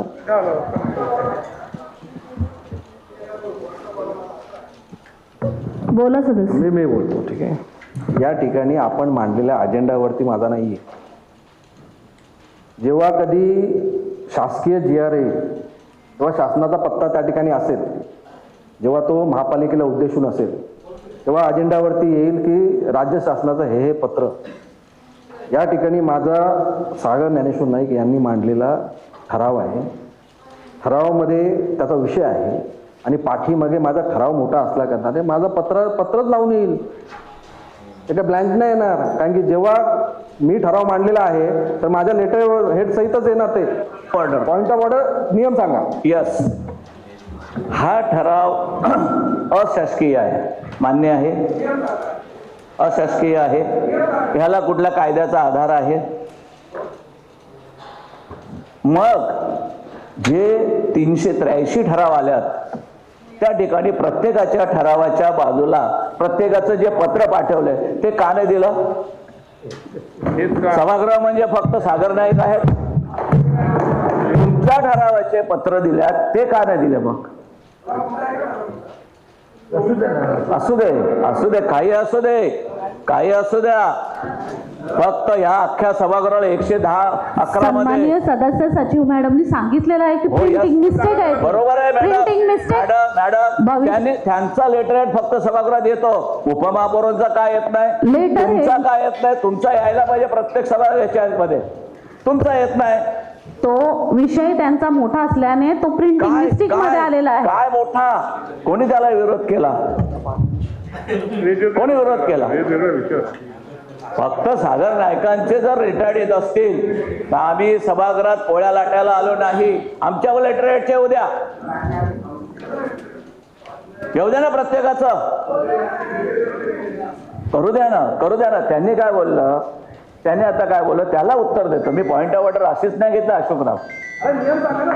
नियम कुठंच नाही. हा तुम्ही अशासकीय ठराव टाकायला नियम काय आहे?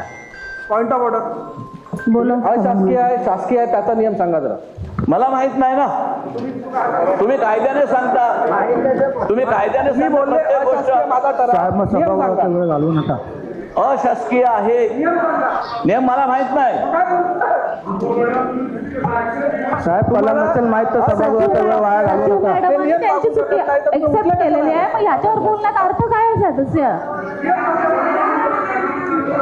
पण हा ना महापौर महोदय, सचिव मॅडम उत्तर दिलेलं आहे, त्याच्यावर आणखी मी बोलायला प्रश्न कशाला तुम्हाला पाहिजे? विचारतो, उत्तर मला सागर नाईक देतात. नक्की सभागृह कोण चालवतोय? सचिवांकडून तुम्हाला उत्तर आलेलं आहे आणि मी उत्तर दिलं. त्यांचं एकट्याचं लेटर मी नाही, आपल्याला उत्तर दिलं की नाही? टोटल लोकांचे लेटर लावा ना. मग का एकटे सागर नाईक काय? त्यांच्याकडून चुकी झालेली आहे, ती प्रिंटिंग मिस्टेक झालेली आहे, त्याच्यात सदस्य काय करू शकतो? उद्या तुमच्या बाबतीत ती चुकी होऊ शकते. हा दिलगिरी व्यक्त केलेला संपला विषय की अननवदाना प्रिंट झालेली आहे, आम्ही मान्य केलं. माझी विनंती आहे सचिव मॅडमला की पुढच्या वेळेस तसे लेटर टाकून द्या. मोठा द्या प्रस्ताव असेल ना, तर द्या ना. आमची तीच मागणी आहे. एवढा गोंधळ झाला असतं कशाला?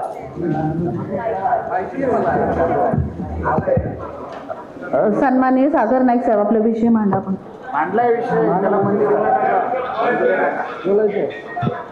बोला भोईर.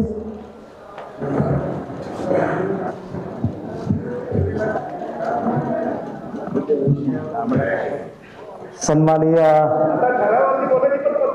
महापौर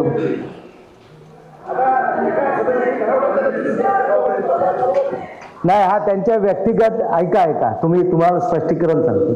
त्यांच्या प्रभागातल्या कामकाजाचा हा ठराव नाही, त्याच्यामुळे या ठरावावर मला बोलण्याचा पूर्णपणे अधिकार आहे.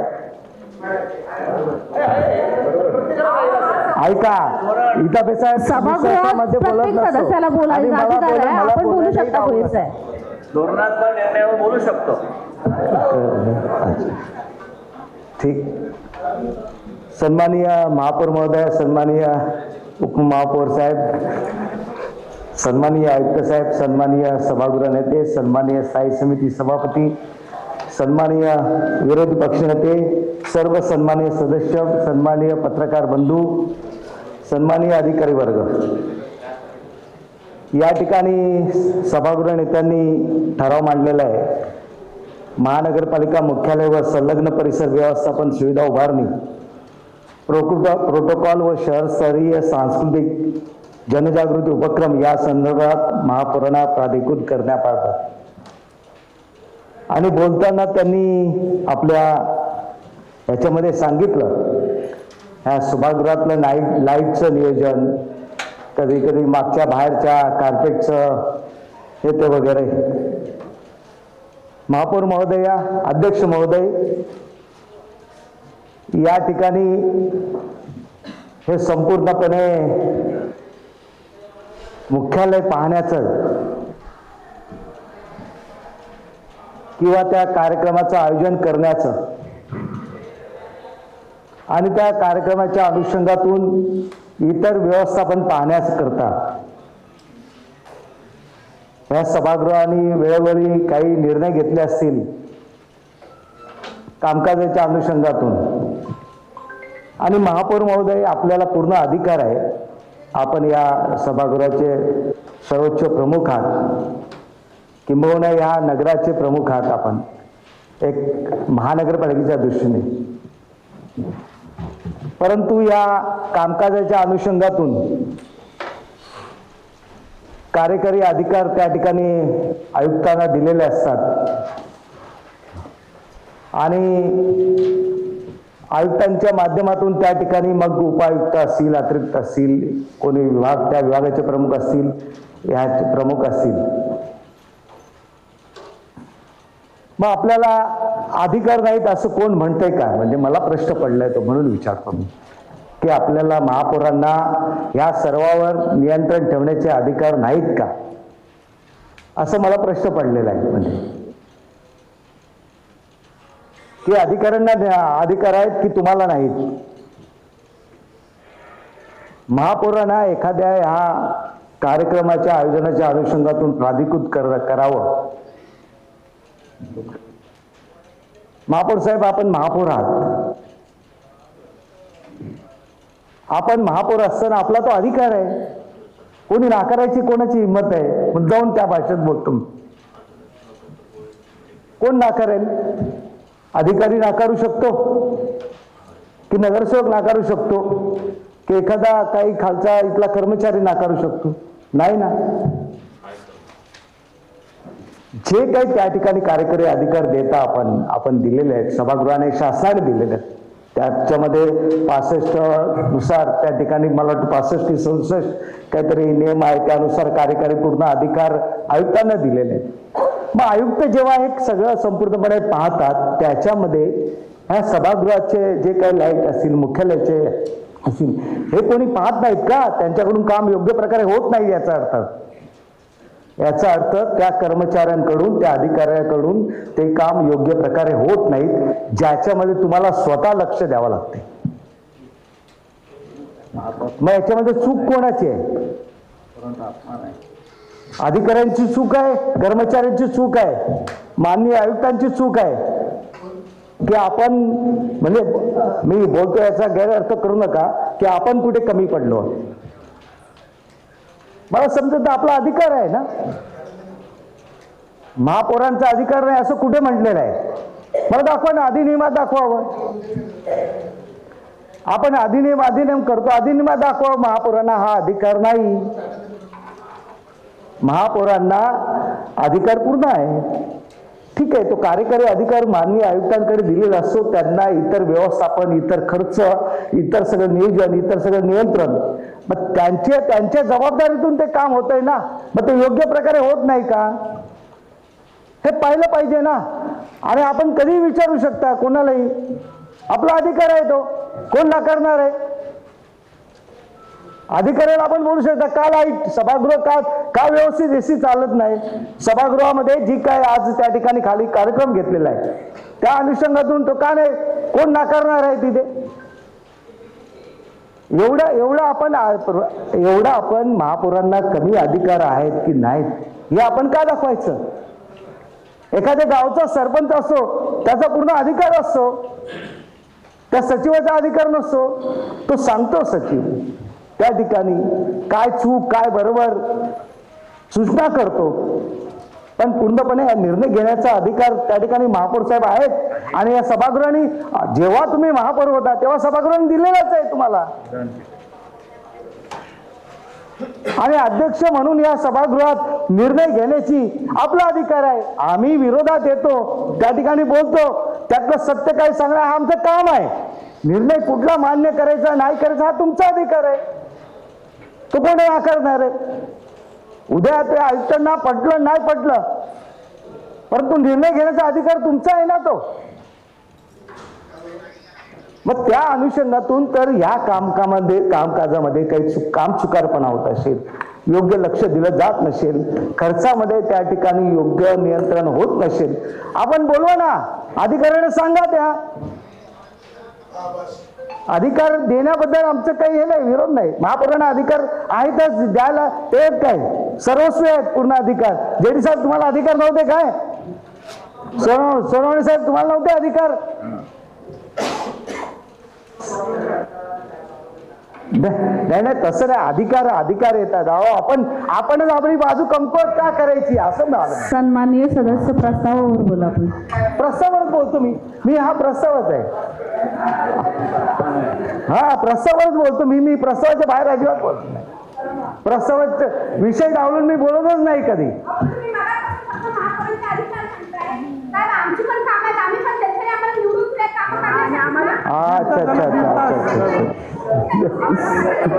सन्माननीय सदस्य सन्माननीय सदस्य, सन्माननीय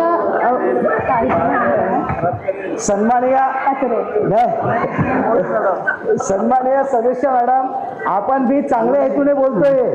सन्माननीय मोरे मॅडम, याच्या पुढे बोलताना आधी परमिशन घ्या. आपण असं करू नका. तेव्हाच बोलण्यात देणार आहे. सन्माननीय चांगल्या हेतूने बोलतो. आपलं बरोबर आहे. म्हणून बोलतो मी. हा ना, आपण बसा. महोदय, या ठिकाणी जर का कर्मचारी महापौर महोदय, या ठिकाणी कर्मचारी अनुषंगातून किंवा कोणाच्या अनुषंगातून काही चुका होत असतील तर आपण त्या बाबतीत योग्य प्रकारे लक्ष घालून त्यांच्यावर नियंत्रण अवश्य ठेवा. पण अधिकार नाही प्राधिकृत केलं पाहिजे अशा ती गोष्ट आणू नका. तो अधिकार देण्याबद्दल आम्ही दिलेलाच आहे, तुम्हाला पूर्ण अधिकार आहे. धन्यवाद. सन्माननीय सदस्य, असं आहे, आता मागच्या 5 वर्षात सभागृह नव्हते. बऱ्याच सदस्यांना अनुभव आलेला आहे की अधिकाऱ्यांकडे गेल्यानंतर त्यांना योग्य तो रिस्पॉन्स दिला जात नाही. त्याच्यामुळे सर्व सदस्यांचं असं म्हणणं आहे की हे अधिकार जर महापौराकडे असले, तुम्हाला माहित आहे महापौरांचे अधिकार काय आहेत. महापौर बोलल्यानंतर प्लीज आता आपल्याला पुढचे विषय घ्यायचे आहेत. सभागृहात मांडण्यात आलेल्या या विषयावर सविस्तर चर्चा झालेली आहे. महानगरपालिका अधिनियमातील तरतुदी, सभागृहाचे अधिकार व शहराच्या प्रशासनाच्या कार्यक्षमतेचा विचार करता मुख्यालय व संलग्न परिसर व्यवस्थापन, सुविधा उभारणी, प्रोटोकॉल नियोजन तसेच शहर स्तरीय सांस्कृतिक व जनजागृती उपक्रम या संदर्भात महापौरांना धोरणात्मक निर्णय अधिकार प्रदान करण्याचा प्रस्ताव सभागृहासमोर मांडण्यात आला आहे. सभागृहाने या विषयावर सर्व बाजूनी विचार करून महापौर हे अधिनियमांतर्गत वैधानिक प्राधिकृत पद असल्याने व सभागृहाच्या वतीने धोरणात्मक निर्णय देण्यासाठी प्राधिकृत करणे आवश्यक असल्याचे मान्य केले आहे. तसेच या निर्णयाची अंमलबजावणी अधिनियमातील कार्यकारी प्राधिकृत म्हणून महानगरपालिका आयुक्तांमार्फत कायदेशीर प्रक्रिया व नियमानुसार करण्यात येईल. ही बाब ही सभागृहाच्या निदर्शनास आणून देण्यात आली आहे. त्या अनुषंगाने महानगरपालिका सभागृहाने महापौरांना वरील विषयांमध्ये धोरणात्मक निर्णय अधिकार प्रदान करण्याचा निर्णय घेतला आहे असे मी जाहीर करीत आहे. हा निर्णय सभागृहाच्या मान्यतेने स्वीकारण्यात आलेला असून पुढील कार्यवाही अधिनियम व नियमानुसारच करण्यात येईल. पुढचा विषय मांडण्यास मंजुरी घ्या ना. झालं, गरज नसते. काय गरज नवी महापालिका हद्दीतील प्रत्येक गोष्टीत मतदान घेण्याची गरज नसते. बोला ना. नवी महापालिका हद्दीतील पाने बेलापूर मार्गावरील रबाळे, पावणे व तुर्बे येथे उड्डाणपूल उभारणे तसेच पामबीच मार्गावर शेवटी नवी महापालिका मुख्याजवळ किल्ले जंक्शन येथे सिग्नल मुक्त वाहतुकीसाठी दुहेरी भुयार मार्ग डबल डेकर होत आहे. डबल डेकर अंडरपास सिस्टीम करण्याबाबत सदर प्रकल्प हायब्रिड ॲन्युटी मॉडेल HAM 3070 या आर्थिक पद्धतीने राबवण्याबाबतीत आवश्यक तांत्रिक सल्लागार नियुक्ती करणे व महाराष्ट्र महानगरपालिकेच्या अधिनियम 1949 मधील कलम 205 क अन्वये महापालिका आयुक्तांना त्यासाठी प्राधिकृत करण्याबाबतीचा ठराव या ठिकाणी मांडत आहे. जो सभागृह नेत्यांनी 12 नंबरचा प्रस्ताव वाढला त्याला अनुमोदन देते. अनुमोदन लागतो सूचक अनुमोदन लागतो. या ठिकाणी मी सभागृहांना सांगू इच्छितो की अनेक वर्षांपासून आता खऱ्या अर्थाने ज्या नेतृत्वाचं या शहरावरती वरद असतं आहे असे आपले गणेशजी नाईक साहेब, हे नेहमीच त्यांची ओळख आहे की तहान लागल्यावर विहीर खोदायची नाही, विहीर खोदून ठेवायची, तहान लागूच द्यायची नाही. या दृष्टीने आपण भविष्यात होणाऱ्या ट्रॅफिक जॅम संबंधी टप्प्याटप्प्याने काही सिटी मोबॅलिटी प्लॅन त्या ठिकाणी तयार केलेले आहेत. त्या सिटी मोबॅलिटी प्लॅन अंतर्गत या ठिकाणी ठाणे बेलापूर ते रबाळे, पावणे व तुर्बे ते हे ट्रॅफिकचे अतिशय मुख्य ठिकाणं त्या ठिकाणी झालेली आहेत. त्याचबरोबर आता एअरपोर्ट त्या ठिकाणी बनलेलं आहे आणि अनेक वाहतूक ही पामबीच रोडवरून आपल्या किल्ले गावठाणजवळ ज्या सिग्नलजवळ मोठ्या प्रमाणात ट्रॅफिक जाम ही नाकारता येत नाही. जेव्हा ट्रॅफिक जॅम वाढेल तेव्हा हे काम केल्यास त्या ठिकाणी ते अवघड होईल. त्यामुळे हे काम होणं अत्यंत महत्त्वाचं आहे. त्यामध्ये आयुक्त महोदयांना माझं सांगणं आहे की अतिशय एक अल्टिमेट सोल्युशन म्हणजे पूर्णपणे त्या भागामध्ये ट्रॅफिक होणारच नाही या दृष्टीने आपण एक आराखडा त्या ठिकाणी बनवला पाहिजे. या बाबतीत रबाळे देखील सिग्नल यंत्रणा असल्यामुळे तिकडे फ्लायओव्हरची आवश्यकता आहे. त्याबरोबर ते पाहुण्या येते त्या ब्रिजवरती नेहमीच आता ट्रॅफिक होते, ॲक्सिडेंटची समस्या त्या ठिकाणी झालेली आहे. त्यामध्ये देखील सिग्नल फ्री पद्धतीने सविता केमिकलच्या पुलापर्यंत येण्यासाठी त्या ठिकाणी आपण हा जो उड्डाण पूल आहे तो बनवणं आवश्यक आहे. त्याचबरोबर फायझरच्या इकडे तुर्ब्याला जो तुर्ब्याचा फ्लायओव्हर आहे तिथूनच आपला जो नॅशनल हायवे आहे त्याचा ब्रिजवरतून डायरेक्ट नॅशनल हायवेला जोडला तर निश्चितच त्याच्या खालचा जो ट्रॅफिकचा जो स्पॉट आहे तो पूर्णपणे मुक्त होऊन जाईल आणि त्यापासून ॲक्सिडेंटपासून मुक्तता होईल. आता हे आपण विशिष्ट आर्थिक प्रणालीच्या माध्यमातून मी करायचं सुचवत आहे. आपल्याला एक बाब लक्षात यावी लागेल की 2015ला आता ज्या पद्धतीने 31 वर्ष आपल्या पालिकेला झाली, 5 वर्ष त्या ठिकाणी मी महापौर होतो, त्यावेळी शेवटी आपण अनेक कामं त्या ठिकाणी काढली आणि 2015चं मला वाटतं सुधाकर सोनवणे साहेब महापौर झाले तेव्हा एवढा स्पील झाला की नवीन काम करायला त्या ठिकाणी मुभा जोडली नाही. त्यामुळे आर्थिक बाबी आपण फायनान्शियल प्लॅनिंग न करण्यामुळे आपण त्या वर्षी काहीच कामं आपण काढू शकलो नाही. स्पील एवढा होता की आपल्याला पगार देखील लेट व्हायला लागले. त्यामुळे आपल्या बजेटवरती ताण पडू नये, बजेटवरती लोड पडू नये. त्यामुळे मी हायब्रिड ॲन्युअलिटी मॉडेल 30-70 अशा पद्धतीचं मी प्रस्तावित सभागृहापुढे केलेलं आहे. 30-70 म्हणजे असं आहे की प्रकल्प 2 वर्षात पूर्ण होईल, पण प्रकल्पाची पूर्ण किमतीच्या फक्त 30% किंमत ही 2 वर्षामध्ये ठेकेदाराला द्यायची आणि उर्वरित रक्कम ही साधारणपणे आपण 10 वर्षामध्ये त्या ठेकेदाराला दिली तर आपल्या बजेटवरती जो एकत्र कुठल्या त्या प्रकल्पाचा ताण तो येणार नाही आणि हे मोठं काम देखील होईल. त्याचबरोबर छोटी छोटी कामं होण्यासाठी आपल्याला निधी त्या ठिकाणी उपलब्ध होईल. अनेकदा झालेलं आहे की आपण मोठं काम केलं तर आपल्या छोटे जे वॉर्डची कामं आहेत त्याला निधीच उपलब्ध त्या ठिकाणी होतो. जसं आपण घर विकत घेतो, घरासाठी आपण कर्ज घेतो आणि कर्ज घेऊन आपण टप्प्याटप्प्याने आपण त्या ठिकाणी करतो.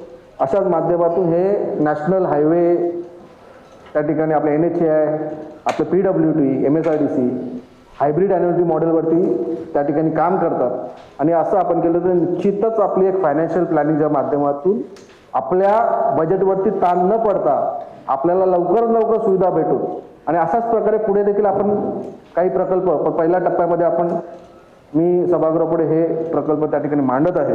त्यामुळे सभागृहाने याचा विचार करावा, या दृष्टीने आपण त्या ठिकाणी निर्णय घ्यावा अशी माझी विनंती आहे. सन्माननीय पाटील साहेब. आदरणीय महापौर महोदय, आदरणीय उपमहापौर, सभागृह नेते, विरोधी पक्ष नेते, हा जो विषय क्रमांक 12 हा जो अशासकीय विषय सभागृह नेत्यांनी या ठिकाणी अगदी प्लॅनिंग करून हा विषय टाकलेला आहे. कारण अशा पुलांचा अनुभव आम्हाला या सभागृहामध्ये आलेला आहे. कारण हे पूल वास्तविक वाहतात त्यावेळेला व्हायला पाहिजे पण ते करू शकलो नाही. एक प्रस्ताव आला होता की कोपरखेरणा बायपास, घनसोली, राबाडा आणि एक पूल बनकोड्या या ठिकाणी फेकलं. त्या सर्व पुलांचं एस्टिमेट बनवलं 42 करोड. त्यानंतर कुठे माशी शिंकली माहीत नाही. त्या 42 करोडमध्ये बनकोडा खरणा नाक्यावरला ब्रिज आज ढगावकर या ठिकाणी नाही आहेत. तो पूल वास्तविकरित्या ठाणे बेलापूरला क्रॉसिंग करण्यासाठी प्रापनाईक शाळेला जो रोड जातो त्या रोडवरून सरळ रेल्वेच्या ह्याच्यातून तो टाकण्याचं त्या ठिकाणी निश्चित झालेलं होतं. परंतु कुठे माशी शिंकली माहीत नाही. तो पूल उलटा फिरला भगत साहेब, तो पूल उलटा फिरला आणि कुठला हाऊस नाही मला नाही माहीत. तो पूल उलटा फिरला आणि त्या पुलाला कुठली व्हॅल्यू राहिलेली नाही. आज बोनखोड्या गावाला फार मोठं महत्त्व प्राप्त झालं असतं, कारण पूर्ण रेल्वेवरून क्रॉस करून प्रापनाईक तिथून मग मलाही घरात जायला एक 10 मिनिटं लागली असते. तो पूल खड्डे खोदलेला पूल कॅन्सल झाला. व त्यानंतर फार एक अघटित घडलं. 42 कोटीमध्ये जेडी साहेब तुम्ही होते स्टँडिंगला. 42 कोटीमध्ये इथे तुम्ही पण होते. युनिटी कन्स्ट्रक्शन आठवतं? ते 3 पूल घेतले गेले. एक पूल त्याच्यातनं कॅन्सल झाला आणि तो जो सीलिंग आहे, सीलिंगच म्हणावं त्याला, सीट आहे, अहो तो एकटा पूल 32 कोटीचा झाला. भगत साहेब, तसा हा प्रकार तर होणार नाही ना. तोही किती 29% अभाव.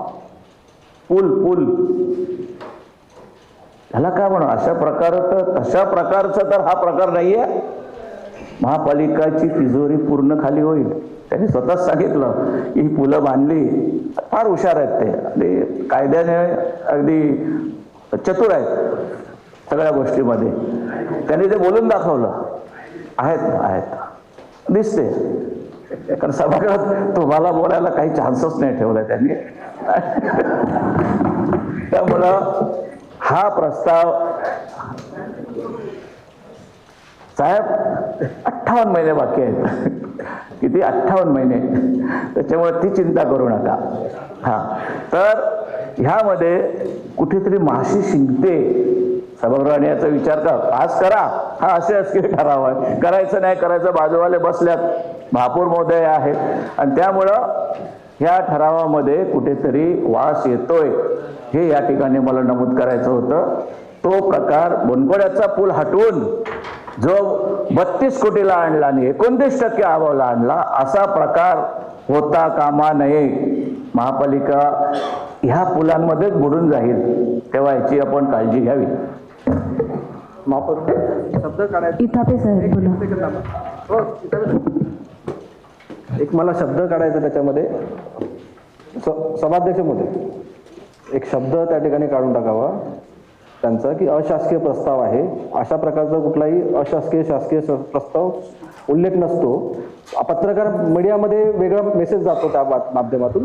तो शब्द तसं नाही. मी म्हटलं बाबा हे अशासकीय शासकीय असतं तर आयुक्तांच्या माध्यमातून आलं असतं. त्याला मला नियम दाखवावा त्या बाबतीतचा शासकीय शासकीयचा आणि त्या बाबतीत मग ते बदल करून घ्यावं.